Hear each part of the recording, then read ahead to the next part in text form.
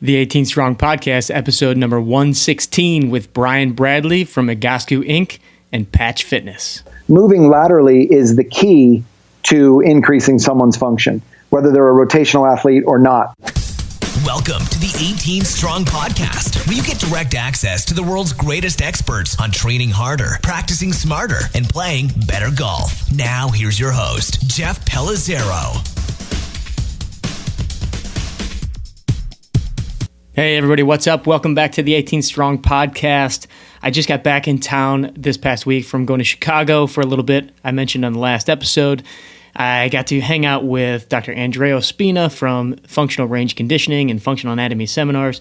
Got to go spend some time with the guys from Super Speed Golf at Royal Melbourne Country Club and got some great videos, which we're going to talk about in just a second here. So it's been an incredible week. It's got some great new techniques to work on some mobility and range of motion from the seminar with Functional Range Conditioning. So we're going to have a lot of those videos and things like that we're going to put up in the near future. So keep your eyes out for that.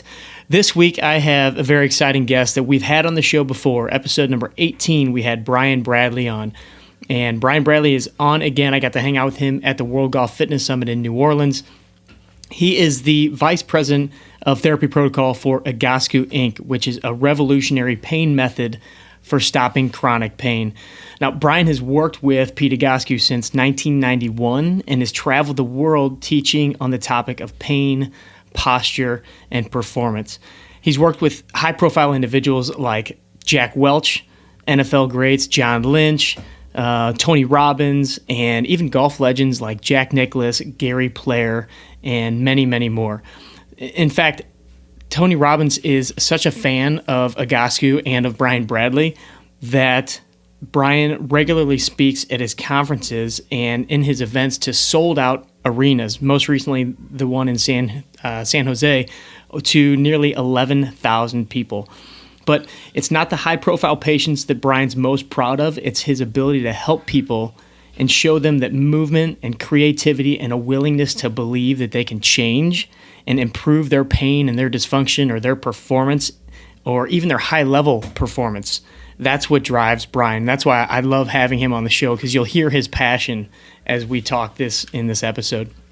Now, after spending some time with Brian a few weeks ago, I got to see his passion firsthand and how his unique approach to improving performance for his athletes and just regular individuals revolves more around the importance of moving better and letting the body naturally fix its imbalances by challenging it in very unique ways. So we're going to talk specifically about the obstacle course that they use with Egoscue called the Patch.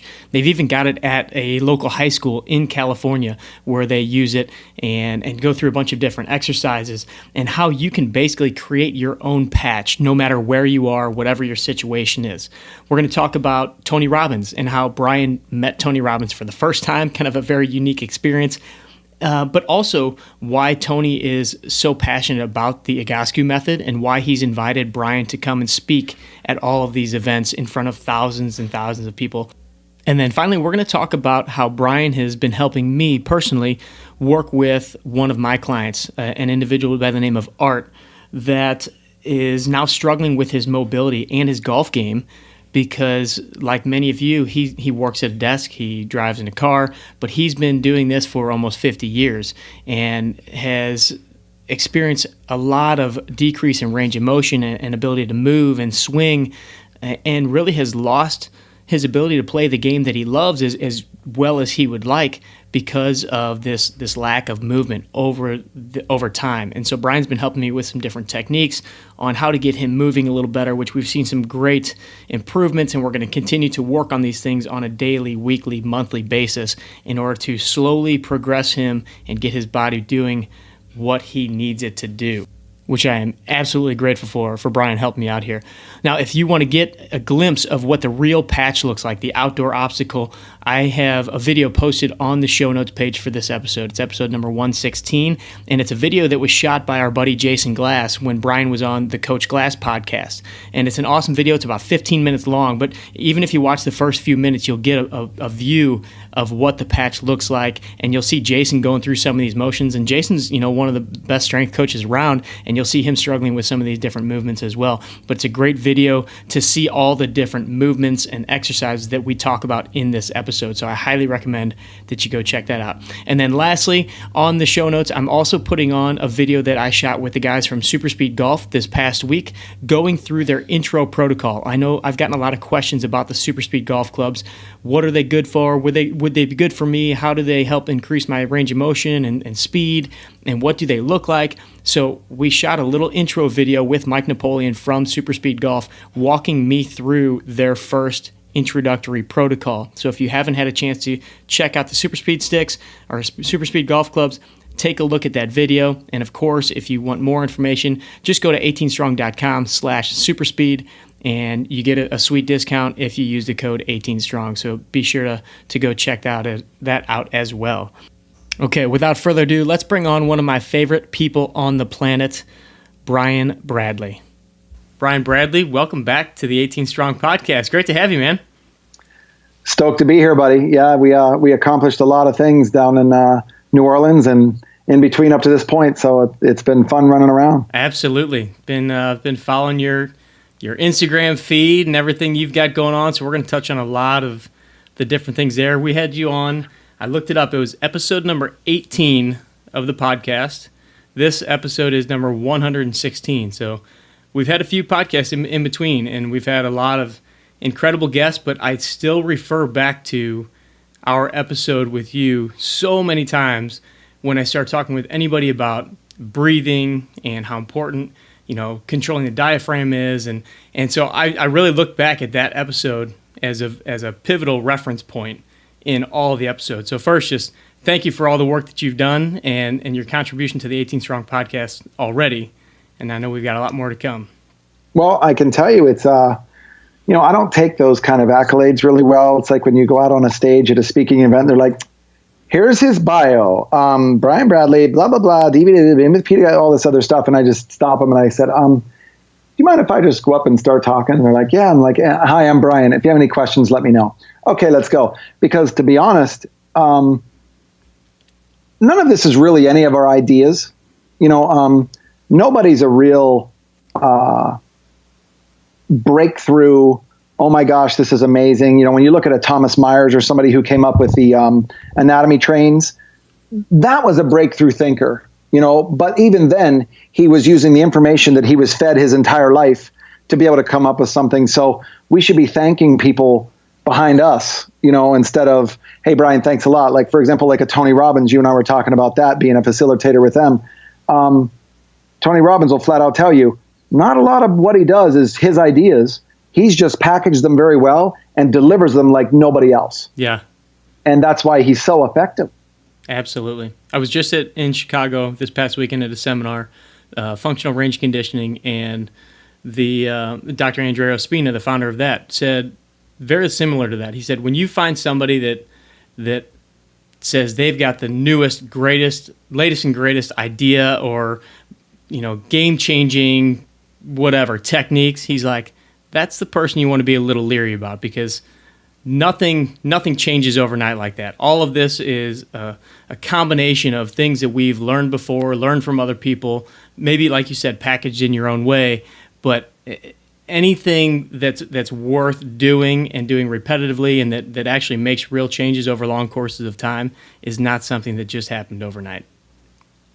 That's why, I always refer back to Pete Egoscue. He'll be 71, I do believe, this year. And the birth of the method, the Egoscue Method, was 1971 after his bout in Vietnam. So we look back at these things and we're going, each decade, what was happening. And it really got serious around, the mid 80s and then early 90s when I started with him in 91. And then the people that are still around us, the Michaels and the Caseys and the Kims and people who are still with our company, I bring in some crazy shit. Like I walk into a meeting with our corporate people and I'm like, listen, I've got it. And they're like, okay, let's change the subject. And I'm like, no, you really have to listen to this one, because it's not like I'm bringing in something new, but like you're bringing in something that's profound. Today I had a group of people who ended up from the TPI event, World Golf, ended up buying a patch off of us coming down from Bend, Oregon. And I'm not joking when I tell you she's going to revamp fitness in Bend. It's going to happen. Yeah. I was pumping her up with it today saying, this is what's going to happen, because once you get on this thing, you don't want to get off of it. It's revamping the idea of patch anywhere. If you don't have the patch, let's create one. Let's look at some materials and some stuff in the gym like you and I were doing with that elderly gentleman that you have as a client. Yeah. Look, I love that kind of stuff. You know, you and what was I, 40,000 feet up when I was FaceTiming you, which I still can't believe you were doing. Yeah. But it's an amazing thing to see when you put something out there so simple. And that's why, the patch is simple, pure, true. And basically, our entire belief system is just go over something, around something, under something. Mm-hmm. You don't get any more simple than that. But remember, I'm coming from Pete Egoscue, who has a political science degree, a Marine Corps background, combat veteran. And the patch was born out of John Lynch and his friends back in high school saying, I need you to work us out. And Pete saying, I have no interest in being in the gym. I don't want to insult them. Those guys know what they're doing. I don't. But I do know obstacle courses. Mm-hmm. And we're going to do this. And so that's where that whole birth of that came from. So again, a lot of this stuff, like we were just saying, is, we're infants compared to what, some of these guys that have been around for a while and putting this stuff together. So, hey, applaud those guys, the Vladimir Yondas and the collages and the Egoscue guys and Pilates. He'd be freaked out right now if he saw what was happening with Pilates. But, there are some purity movements out there, and I think it's our job within in this realm to educate people and just try to say, let's stick to what's pure and true. Absolutely. So for the folks that may have not heard episode 18 yet, give us just a quick little brief background philosophies of Egoscue, and then let's describe what the patch is so people understand what we're talking about when we mention the patch. Okay, give me a second. I'm going to grab this book so I can show you this cover. Sure. It's one of my last existing hardbacks of the Pain-Free book. But when you look at this kind of stuff, there's chapters. You read the first 3 chapters of Pain-Free by Pete Egoscue. This was put out in 1997. And the royalty rates that we're pulling in 2016 are higher than the last basically 18, 19 years. Because people are sick and tired of hurting. Yep. And we were just having this discussion at a dental conference I was teaching. And I had this dentist, he was a big guy, stood up, and I'll get back to the history of this kind of stuff, but he's talking about, CrossFit. He goes, so I'm picking up that you don't like CrossFit. I said, no, that's not it at all. I love CrossFit. And I have never even been in one of the boxes, not even stepped inside of one. But I love the mentality of bringing people together, competing like high school again, and having fun. Now, our job is to give them a different client that walks through the door by making them more functional. And then, go ahead and do whatever you want to do when you walk in there. Not somebody who sat behind a desk for 4 hours and then went and did a snatch and blew their back out. Mm-hmm. So going back to the history, this book's been around since 97. This was the second book. The first book, Egoscue Method of Health Through Motion, came out in 90, maybe that was 89. That was Pete's first book. And look, that's a marketing plan, right? Pain-free is easy to tell your friends about. The Egoscue Method of Health Through Motion was not such a good idea. Right. So he learned very quickly. But the concept, the first book, honestly, is my favorite because it takes someone from the beginning of the method and says, look in the mirror, help me, the therapist, look at your posture and assess it. But it's not me doing it. It's you realizing that the assessment is done for a reason. And then you condition yourself into one of these 3, condition 1, 2, and 3. And it's just that simple. And that book revamped everything. And then when Pain-Free hit, it just exploded. But it was all based on the Jack Nicklauses and the Gary Players and of the day who came to Pete and said, yeah, Jack can't move. He's being carried down the stairs by his son and meets Pete and the next day plays golf. And it was the herniated disc story and led to 15 years of pain-free basic golf until he ended up having a hip replacement, which, by the way, he'll tell you was on his good hip, meaning the hip that he liked to load, not on the bad hip, the one he didn't like to load. So he learned over time function versus dysfunction. And this has been around a long time. Pete's whole story basically started with Vietnam, fixing himself, flipping a guy's desk over who told him all the pain was in his head. And the Marine just said, I got to pick up a book and fix this myself. And that's when it was born, 1971. He picked up Gray's Anatomy and started putting 2 and 2 together. You have the Gray Cooks of the world who are out there who are the experts in this field. These guys are amazing, right?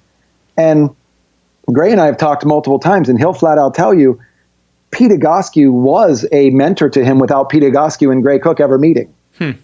Because of the mindset of these pain-free books and looking at it a little different when you have this kooky Marine in the background saying, hey, the shoulder, if you look at it from the micro level, you're going to be looking at the shoulder.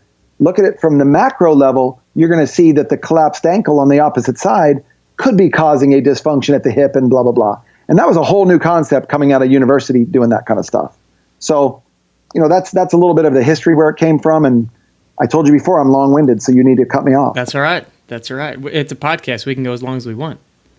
That's the beauty. True. That's the beauty. True. So give us an idea then. So the patch, I got to experience the patch, and I'll post some of the videos or some of the pictures that we took when we were at the World Golf Fitness Summit, because you were down there, you had the patch with you, you presented, you took us through a workout one morning. So what is the patch? You mentioned that it's kind of based off of obstacle courses, but let's describe it a little bit so people can kind of visualize it that haven't seen it yet. And then let's go through some of the reasons why the heck it worked so well, why it was such a great workout, and then some of the other crazy things that you had us doing that day. And look, it's whether you have the obstacle course or not, we can have that's why I had the hallway workout going on, where we did the buddy carries and the side bear crawls and all that. And one thing that I think we need to do as an entire industry is revamp just the side bear crawl alone. You need to bear crawl sideways, not just forward, backward. You have to go sideways, like what you put on Instagram the other day, under the load where you had the band holding you at the Smith machine, and then moving that direction where everything wants to pull you back. That's just another variance of this. But moving laterally is the key to increasing someone's function, whether they're a rotational athlete or not, which, all sports are rotation in some way. So the patch itself is an obstacle course that's either the wooden version or the indoor or outdoor roto-molded plastic one, where it's, very simple, stores in a corner, all that kind of stuff. Yeah, that makes it convenient. That makes it fun. But we didn't grow up that way. The name came out of being located at the horse farms in Del Mar near the tomato fields, which was called the Tomato Patch. So they had pieces of wood set up out there, and we climbed them, jumped them, crawled them over, under, around, in 6 inches of dirt, probably pesticides everywhere, which is probably why my brain works the way it does. But ideally, it was a way of just working out that was different than being inside a gym, staring at myself in the mirror, trying to get bigger biceps, which was where I was coming from. I was powerlifting and bodybuilding and all that kind of stuff, thinking, gee, I trained legs today and my back hurts, or my lats got bigger, not knowing that my dysfunctional left hip from a fibular break ended up with a hernia operation, left side. And so you look at these and not paying attention to one side functioning less than the other creates its own issues. Whereas today, your people would basically look at this, and my people would look at this and say, no, you got to start looking at the body from a whole, rather than just going, well, he broke his fibulus and now we have to make sure that quad is stronger, that hamstring stronger. We have to pay attention to the whole system. So the patch is just a kooky way of getting on an obstacle course. There's nothing like it. It brings the family unit together. Today I did a workout with mother, daughter. They're three. One of the moms, one of the major coaches for Tony Robbins, and said, I want to experience this. My daughter has a torn labrum in her shoulder, and she's a acrobat. They do those scarves or whatever they're called, like the silks. Yeah, all the silks and crazy stuff like that. And when you looked at her, she's real kyphotic and real lordotic, but I like the lordosis because it was hip driven, but she was so driven up here in her back that the patch slowly helps us turn that around. And it speaks to that 14-year-old high-level athlete. So it's a kooky way of keeping people in or out of the gym. You can work out 20, 30, 40, 50 people, or like I had today, 6 or 7 people out there. And I focus one-on-one with them, teaching them certain things, giving them the side bear crawls and handstands and all these different things and side unders. But if we go back to looking at those things that we did at World Golf, the side bear crawls we did in the hallway, you remember this was 40 yards long, 40 yards back, maybe 30, and people got up and they were breathing so heavy. And I said, could we end the workout right now? Yeah. And they said, I honestly feel like we could. And I said, well, we could, but we're going to keep going a little bit just to show you that when you get into instead of a typical, maybe, I don't know who's teaching this in the certification world, but you start in the cat and dog position and then basically go straight up with your tibias and knees off the ground and your tibias parallel with the floor. And then they start doing side and forward bear crawls there. It becomes a quote unquote core exercise. Your abdominal area is firing, your back muscles firing. And I know where that mentality comes from. Well, when we get them into a bent knee downward dog position, where their wrist, their elbows, and their shoulders and their spine are all in one line, and then the pelvis is slightly tilted anterior, and in a bent knee downward dog is the key, keep them loaded into the hip. You give them one or two things of that, the whole game has changed. Because now they're forcing themselves into an increased shoulder flexion, asking that scap to move, and really loading up the hips so they can't get into their cheating mechanism, which is that kyphosis that people get into, like they do in the plank with their hands together, which if I see that anymore, I'm going to go effing crazy.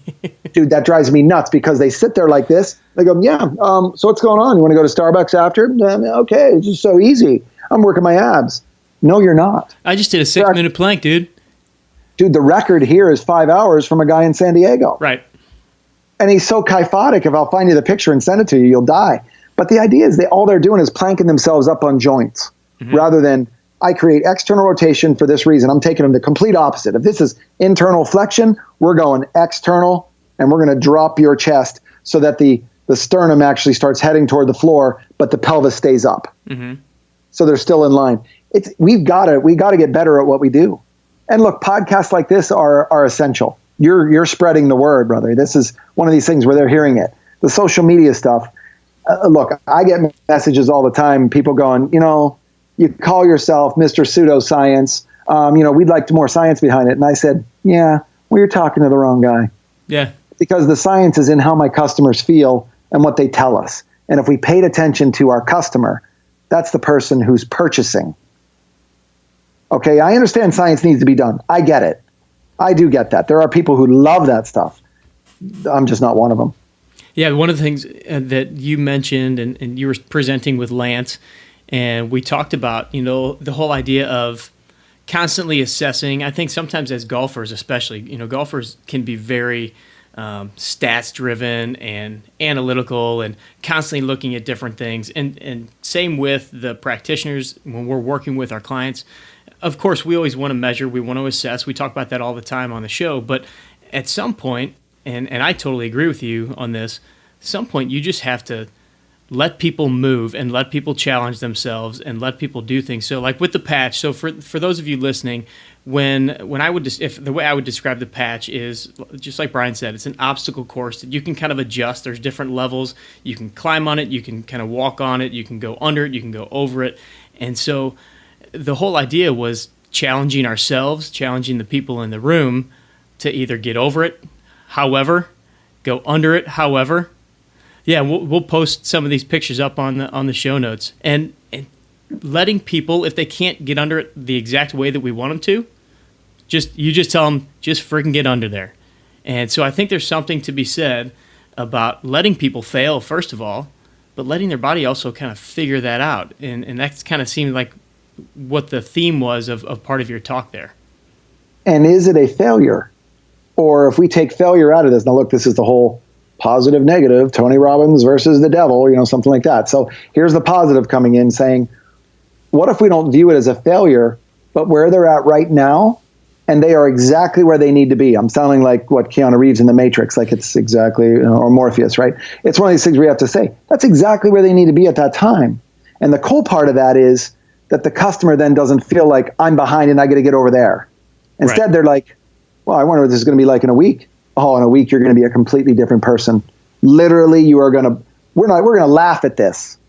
And that's a more empowering place to come from so that the person can come out of this and say, wait a second, I'm not working out and being tired. I'm working out and energetically, emotionally, physically, I could go do something else right now. That's the beauty of the patch. Yeah, I mean, you can take, and like you said, you can take anything and make your own patch. We did chairs in the hallway. We did, I think there was a couch that somebody was using to do some jumps with. You can crawl under whatever. At the gym, I've been taking I've been lowering the cables and I strap an FMS band across and I have somebody go under it. If they can go under it, I lower it down. If they can go under that one, I lower it down. I just keep lowering it until they can't get under it without touching the floor. And what's cool is it makes it fun too. It makes it challenging. It lets them kind of strive to do something a little bit different. But some of the just fundamental things that I noticed when we were working, and this is very important for the golfer, when you're climbing over things and crawling under things, and when you were having us do this at the workshop, I mean, we're getting into pretty much every essential position that we need to move our ankles, our hips, our knees, our back, our shoulder blades. So give us an idea, first of all, kind of where, well, not where your idea of this came from, but how this relates to the golfer with the specifics of the movements of their workouts and what they're doing on the patch, or in these just these made up workouts, really. Well, it's kind of the same questions that I give to Lance or Jason Glass or someone like that who know, honestly, a boatload more about golf than I ever will. And I've been playing my whole life. I play once a year because I just like to piss myself off once a year. And my short game, I'm the guy throwing the Scotty Cameron going, I just threw a Scotty Cameron. I gotta go get that.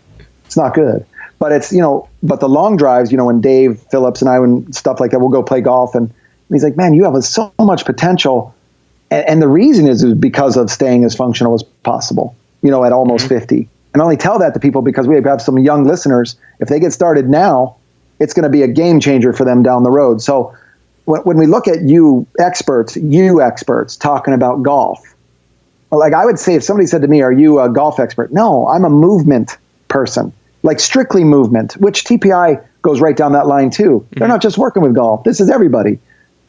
But I'm strictly working with basically every sport that's out there. Just give me the athlete, we'll do it. Today was an acrobat girl whose mom was a coach. What do you do when you're not in school? Oh, I'm in the circus. That was her answer. And she's not really in the circus, but she trains to be in the circus. Right. I mean, it's crazy the stuff she could do. So our job is to basically say, in the golf world, if I said to you, Jeff, is the ankle and the support at the ankle, the strength of the ankle, allowing for that varus, valgus stress, the forefoot pronation, supination, the inversion, eversion, is that critical in the golf swing? Absolutely. Give me an example. Well, as you're rotating through with your follow through, your left side or your front foot is going to roll. If you're going into your back foot, you have to support as you twist on top of it. There's all kinds of movement in the ankle. Correct, but we're just going simple. So we're not going to that high level, right? So that was a great answer because even I understood it, right? So it has to be simple for me to get it. And then I look at it and say, okay, well, how does that relate to when somebody approaches you and says, hey, I'm here for a lesson. I would like to do this. And there's so much tibial torsion going on one side and a medial femur on the other side. We have a completely disconnected upper and lower extremity going on here because their shoulders are down on one side, they're rotated, and you find out the guy's an accountant. Mm-hmm. Let's make it worse. Let's make him a lawyer. Okay? Let's make him a crook. And no, I'm just kidding you. But these guys come to us and they say, can you help me with this? Yeah, we can. But at first, we're going to have to do this, which is so brilliant what TPI has put together through all these years. So, doing the patch or doing any of the Egoscue stuff honestly just makes it easier. It moves you to a point where the customer can say, Jeff, I'm 15 minutes early for our appointment in the gym. Great. What I need you to do is go over there and pick 5 exercises from the wall and get them done. Do them right because it's going to affect what you're going to get out of the next hour.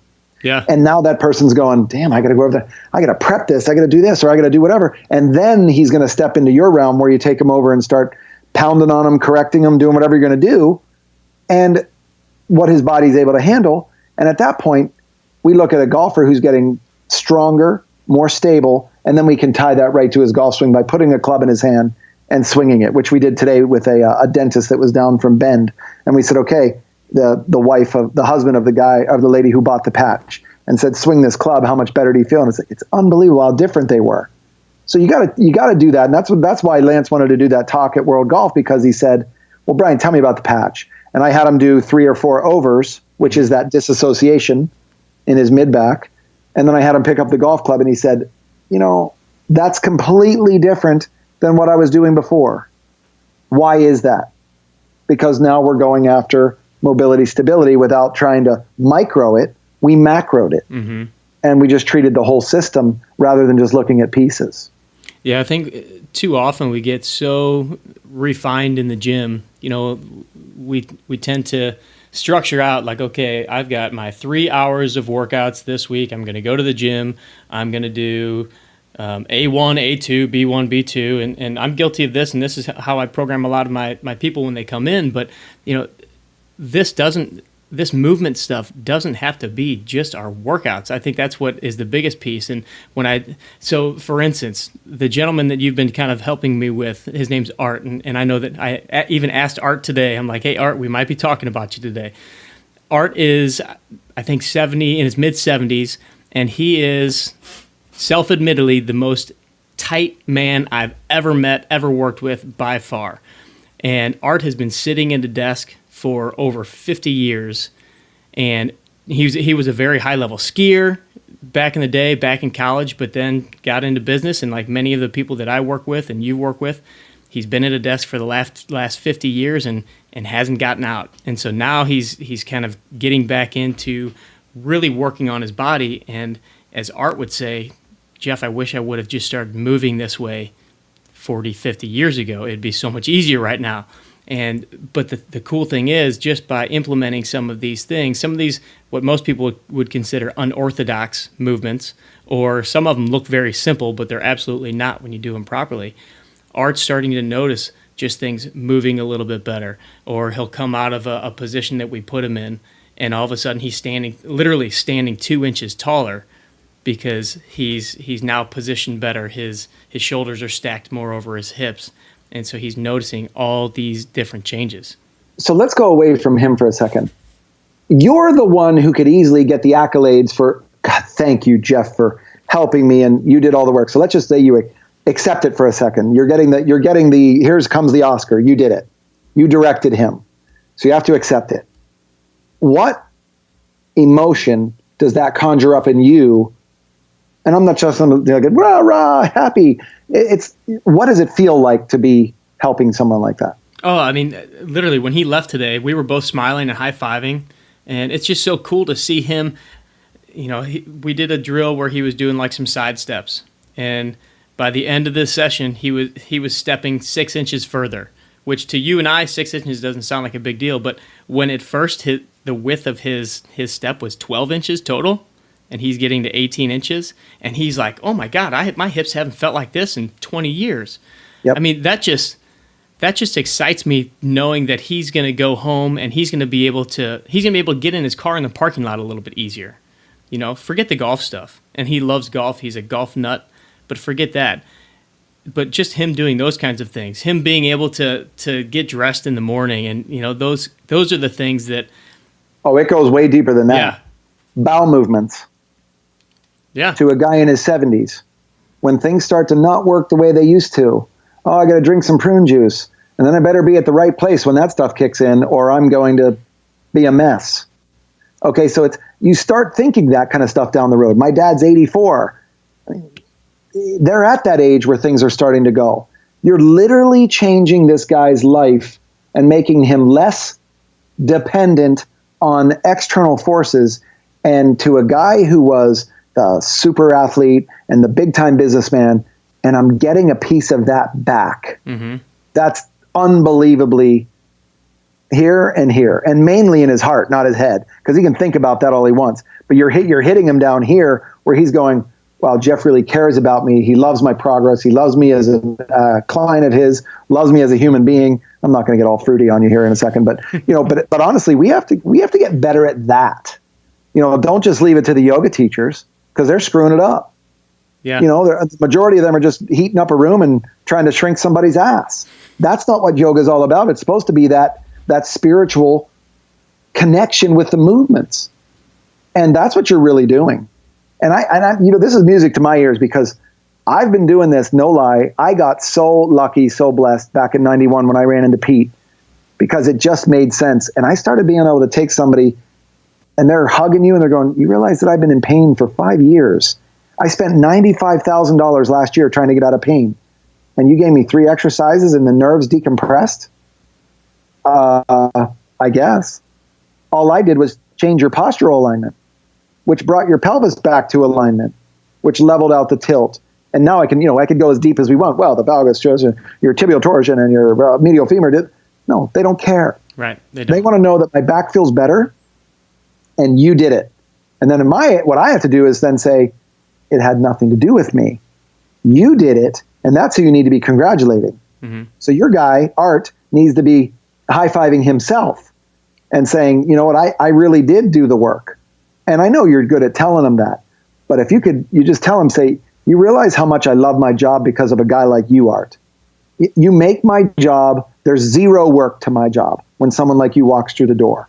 It's a pleasure. And guys like that, that kind of stuff resonates with them. And I know that's how you feel. So I'm not telling you something that's going to be awkward to tell them, because this is the kind of guy of why we're doing what we're doing at the age we are. You know, I could do anything else. I could sell ketchup popsicles to a woman in a white dress. Seriously, I could do anything. But this is what your calling is about. It's not about, gee, I need to high five myself for being on stage in front of 10,000 people. You know, one of the guys who runs Prana Clothing said to me, I sent him the video and he's like, you better be careful. Don't let that go to your head. And I said, buddy, it's been 23 years this year that I'm working with him. If I didn't let it go to my head back then, it's not going to go to my head now. In fact, 10,600 people was a pain in my butt compared to the 50 people that I had the day before this. I'm sorry, no, that was the week after. I had 14 people 2 days before that at a dental convention. And so I went from 14 to 10,600. And I look at it and just say, it's not about me. It's about giving them a belief system that allows them to say, Art, you're not broken. You're not sick. Life isn't over. You're not just maintaining this. That's crap. Yeah. Yeah, that's the big part is, you know, I feel like there's many times when someone in their 50s, 60s, maybe even 40s, whatever, they kind of feel like, okay, this is as good as it's gotten, or as good as I'm going to get. Now I'm just going to try to hold on to this. But which is such a limiting way of looking at it. And you take a guy like Art, and he's the greatest because he's wanting to get better every day. And he's like, what can we do next? I'm doing all your exercises at home. What are we going to do today? He's always excited when I come up with a new thing for us to do. And you're right. That's what I love. I love him coming in, and we just kind of get creative sometimes with whatever we can do because there are so many limitations. All right, I want to touch on this whole speaking in front of 10,000 people and the Tony Robbins thing, because first of all, I'm a big fan of Tony Robbins. I want to know the story behind how you got involved with Tony, how this whole relationship started, and then how you've taken Egoscue to these 10,000 people and what you do at these events. Very simple, fast story. As I ran into, I was working at our first clinic here in Del Mar, California. We didn't have any other ones. This was back in probably 93. Yeah, probably 93. And Tony was late for his appointment. And so Pete Egoscue left because he's a Marine, and nobody is ever late when they're seeing a Marine. So it's like, okay, you're not committed. I'm out. See you later. You know, like the mic drop. I'm out. All right. So he pulled the old, the movie from, you remember Coming to America, where the guy, he was saying, what's that guy, Sexual Chocolate? And he's like, Sexual Chocolate. And he drops the mic. Yep. So Pete left, and I'm like, okay, well, I'll wait for him. I don't even know who it is. So this 6'7" gargantuan guy comes in, and here is the legs and here's the torso. He came in like this, barely moving. And I'm like, oh, dude, I'm sorry we don't have an elevator. You just walk 14 stairs. He's like, yeah, that wasn't easy. I'm like, okay, come on. He goes, well, where's Pete? And I'm like, well, you got the bonus plan. Okay, you get me today. And I had no idea who this guy was. So I was like, okay, this guy's tweaked, and he's humongous. He's 6'7", biggest hands you've ever shaken hands with, literally like the Jack Black movie, Mr. Banana Hands. They're huge. But you could just tell there was something different about this cat. He was resonating at a different level up here and in here. He was hurting, but he wasn't whining. He was, I'm pissed off. Something's wrong. I got to shoot an infomercial tomorrow. And I was like, oh, is this guy angry? But he's not angry. What's going on here? Like, how's he? So I put him down in static back, both legs up over the, 90 degree on his back, legs at 90 degrees, palms up. And he's like, this hurts. And he keeps going, boom. And he keeps smacking himself. I just got to, I look over. I'm like, excuse me. I'm like, what the hell are you doing? He goes, oh, it's called my power move. It's how I change my psychology when something like this is happening, because I'm not going to let this pain win. So my power move is tied to an emotional something that he had in the past that takes him to a positive place. And this is the anchor.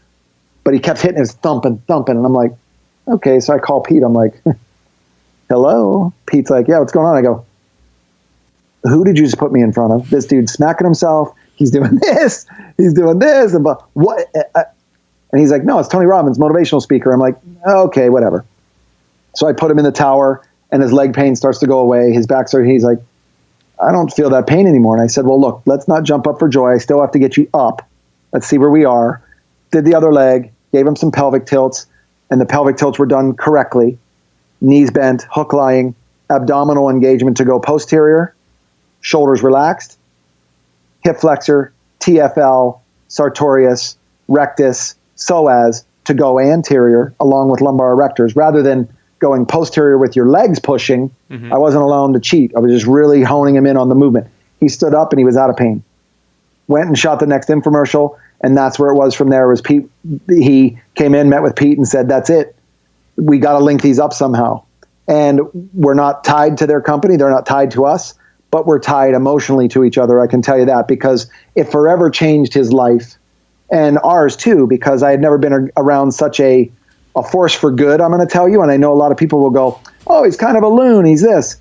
I'm sorry. This loon has access to 100 million people in a positive way, not in the Iran nuclear deal way or anything that's happening bad around the world. This isn't protests in Portland or something. This is all positive to tie into changing someone's belief system. And he's a strategist. He's not a motivator. And which I like that much better from a decision-making process going, I don't need motivated. But if you tell me there's a better strategy to this podcast, let's do it. You know, you'd be totally open for it, or at least listening to it. So, you know, it's about a guy who's just an expert. He's an expert coach. And I just got lucky and hooked up with Egoscue and him. And having been around Egoscue for so long with Jack Nicklaus, and I grew up with golf, and my dad and my brother had the club record for years, and all this different things. So we grew up around the golf world. To see someone like Tony, who we knew nothing about, because I didn't need motivated, it was, okay, but he's a strategist. He's a master strategist. And that's what turns me on with these things. So when I'm on stage with him, like at this last UPW was the largest one we ever did. It was 10,600 people. Now, I have my own strategy. I walk out on stage. I tell them basically, no, please stop. But I keep doing this. You know, I got that awesome a guy named Joseph McClendon, who's one of the major facilitators for them. He gets up there and he's like, no, stop it, please, no. And it's fun because it gets the crowd going. And then I enter to either the Scorpions, Motley Crue, or Def Leppard, and that usually gets the crowd going. That'll do it every time. Of course. So when you get on stage and you've got 10,000 people, what are you presenting? And because I know that you're affecting these people out there, you're getting them moving. But I'm sure that you're also in many ways changing the way that they look at their bodies, the way that they look at their movement, their pain. So absolutely, what is the message when you go on stage when you're talking to this huge crowd of people? Stand up. We're going to get you guys moving. I'm not even going to really talk to you about what we do. You know, Tony brought us out here, so you know you can trust me. And they're like, yep. And I already put it in their head. So you know you can trust me. You know, they're already seeing me saying yes, okay, great. So now, and I mean, it was packed. 3 levels high at the San Jose Shark Stadium. Couldn't even see people up in the top rafters, all that stuff. And those are the people that are ignored. So I got them going a little bit, going, upper level, you know, and they're going crazy. But I have them close their eyes. I want them to feel it. Where's your balance from left to right? Where's your balance front to back? Where is that? We're going to take you through 3 thoracic exercises, and then the greatest abdominal exercise ever. And now I have their peak interest. And I tell them, if you're fat, PHAT or FAT, you call it. If you're lazy, you're not going to be by the time we're done. In fact, I'm going to work you so hard over the next 6 minutes that by the time you're done, you're going to have more energy when we're finished, that you'll sit back down in your chair, and that chair that was built by the lowest bidder is going to feel like a $4,000 ergonomic chair because you're going to take a different body into it. So I'm laying out all these expectations. I better deliver. So I take them through 3 thoracic exercises with their feet straight, dead straight, fist width apart, because if your foot turns out like that, you've unloaded the hip, and now your spine's going to make a unilateral compensation. So I tell them, slightly pigeon-toed, that's what I mean by straight. Which that alone, from a mechanical standpoint, rotates the femur head internally for the first time in how many years? Right. Because everybody sits with one leg crossed over, which is external rotation. This is taking them internal, blah, blah, blah. We see that in golf all the time. And then we give them the exercises. Then I take them through the running man, the greatest abdominal exercise. And then they're so invigorated, I say, high five 3 people around you. Take your seat. Here's the next video for Tony. I'll be back out 2 more times today to talk to you about the Egoscue Strong program, which we launched with them 10 years ago, something like that. So awesome. Yeah, I mean, I got to see some of the pictures. You sent me a couple of videos of the people and, everybody doing the running man and going crazy. And just, it was amazing to see the energy in that room and how into it everybody was. And then, of course, you on stage, feeding the crowd. It was great. It was great to see. It has to be an incredible experience. Well, I can tell you this, if anybody's ever nervous about it, you don't really see past the first 50 rows. Really, the first 10. You see everybody. You hear everybody. So I see with my ears. I can hear yell people over there and I'll answer them and all that stuff. But as it relates to the first 10 rows, those are really who you can make eye contact with. So the last time I went up on stage, we were doing this running thing again. And I said, you guys want to do it again? Crowd went crazy. But I thought it's the 3rd time. It's kind of boring. And I have the guy from 300 over here sitting 5 feet away from me. What's his name? The guy with the abs from 300. Of course, they all had abs. He was over there, and a bunch of other celebrities. Right. They're all sitting over there, and I'm like, I'm not going to bore these guys with another running in place. They can watch P90X and get the same damn thing. But we're going to add, which Tony's stuff is great, by the way. Horton's stuff is amazing. But the idea is that I'm going to give them, so I call this 9-year-old girl up on stage. And I said, you're going to lead 10,600 people. She looks around. She's like, let's go. Wow. And so I had her up there doing this, and I kept yelling in the microphone. I'm holding the mic closer because it's so loud. I'm like, you guys don't have anything on her. She's not even breathing heavy. And now the crowd's really getting into it. I'm trying to change the energy because when you do that, that's a memory they'll take home. Not the lecture on here's your knees, here's your ankles, here's your hips. Yeah. 95%, what is it? 95% of the stuff you talked about 48 hours later is forgotten. So you got to make that 5% impact be unbelievable. That's such an amazing experience. So to kind of wrap up our talk here today, what would you say if you could give the listeners kind of a last piece of advice or some words of wisdom from the brain of Brian Bradley? Oh, yeah, exactly. This could be another 30 minutes. Wow. Well, no, you're talking about my brain, which isn't real big. If you said my heart, will be there for a while. Yeah. Well, we can go with both. But regarding the whole idea of, your Instagram name is the Movement Nerd 50.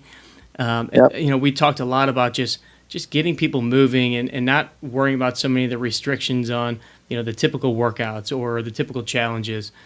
What would you say to the golfer that maybe is having a little bit of pain, is maybe a guy like Art who's been in a desk for a long period of time, but is looking to kind of break this mold a little bit for his golf game, but also for just living in general? You've got to basically it's just like you and I waking up in the morning. We can go to the same job every day, but I try to, have people around me think of one thing for the day that they're going to do a little differently than they did yesterday. Now that could be negative or positive. Like, okay, I'm going to take a nap at 4 o'clock in the afternoon or 2 o'clock like they do in Europe, which by the way is an amazing idea. But I'm going to do this in a way of, in lieu of how busy my schedule is. I'm going to make some time for me. I tell people all the time, there's nobody on this planet more selfish than I. So the reason I say that, it's not that I'm trying to be rude about it. I'm just saying I will not surround myself with people that are bringing the drama, bringing the negativity. And look, I have a sick sense of humor. So this whole political thing, whether you voted right or left, I have some really good stuff. But I've also seen people in tears, and I've seen the anger, and I've seen my black friends who are literally beside themselves in fear. And my job at that point is not to say, oh, you'll be fine.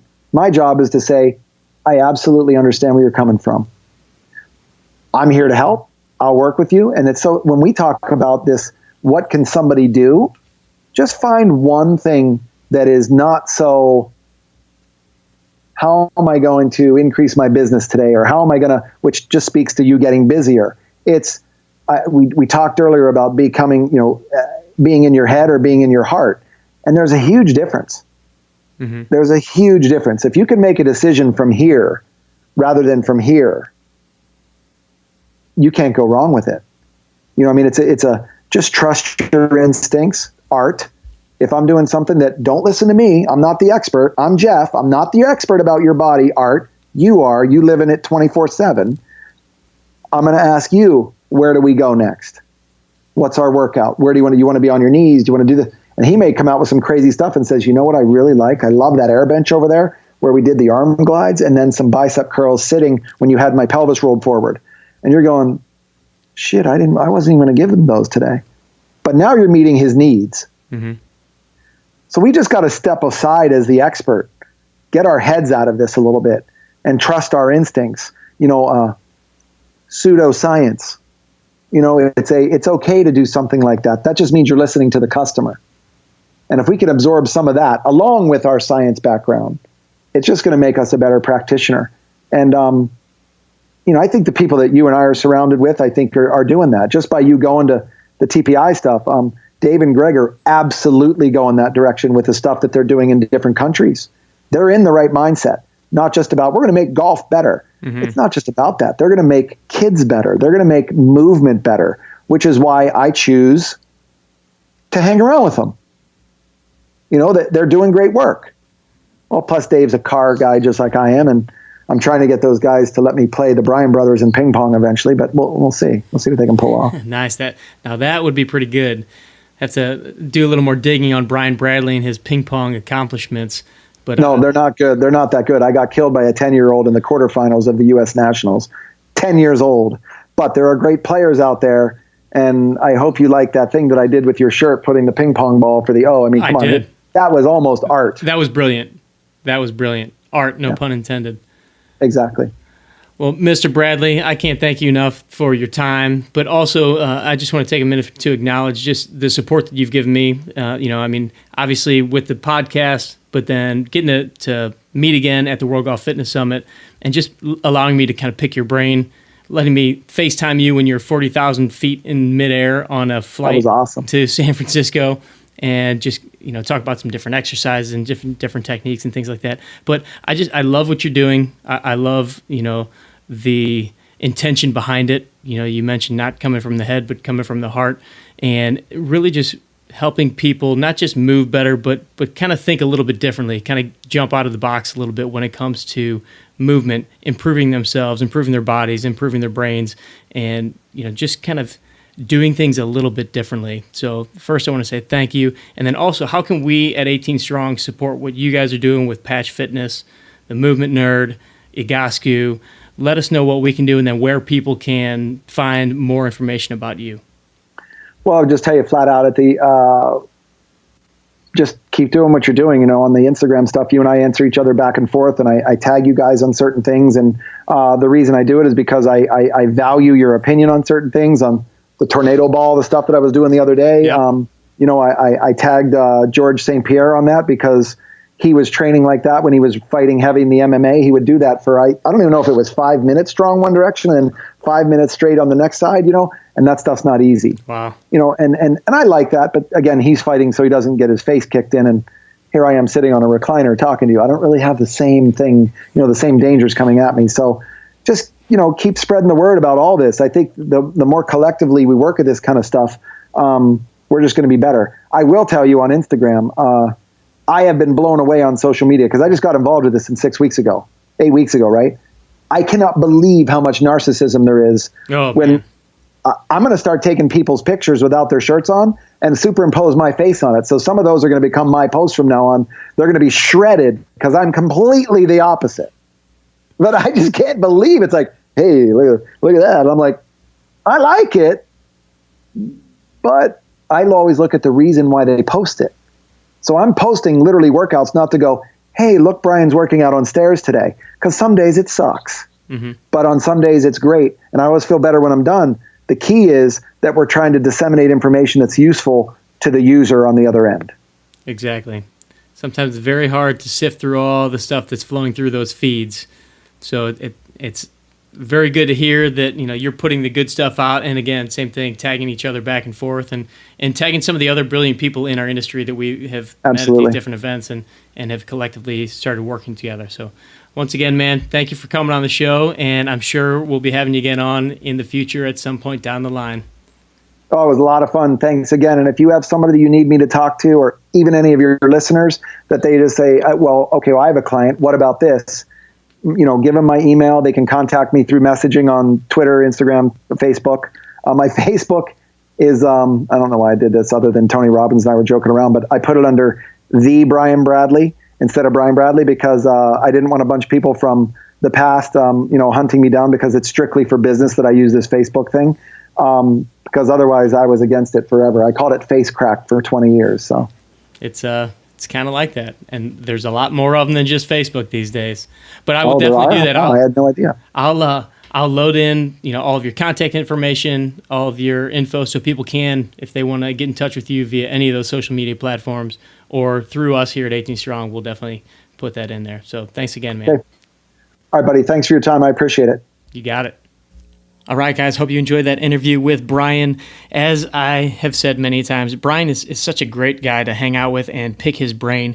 He thinks about things in a very different way regarding movement and the creativity around improving your performance. So if you want any more information about him, Egoscue, the patch, any of that, go to 18strong.com and just look for episode number 116 or just search for Brian Bradley. You'll find both of his episodes. You'll find number 116 as well as number 18, which if you haven't listened to, I highly recommend going to listen to that. That one was a pivotal one for me, and it's one that I refer people to so often when they ask me about episodes that they should listen to from the past. Also, if you want to check out the patch, the video from Jason Glass's podcast, just go to our show notes page. It's on there. And once again, thanks to the guys from Super Speed Golf for letting me hang out with them for the weekend and shoot some video. So go over to the show notes and check out the intro protocol. And also be on the lookout. We shot a couple other videos. One in particular that no one has seen is their new rebound protocol, which is, I believe, going to be released this week. So we'll have that up and available for you soon. If you're on our email list, we'll definitely be emailing that out to you in the next several days if you haven't gotten that already. Thanks again for joining me on the 18 Strong podcast. As always, we'll catch up with you next week with a great guest. Train hard, practice smart, and play better golf.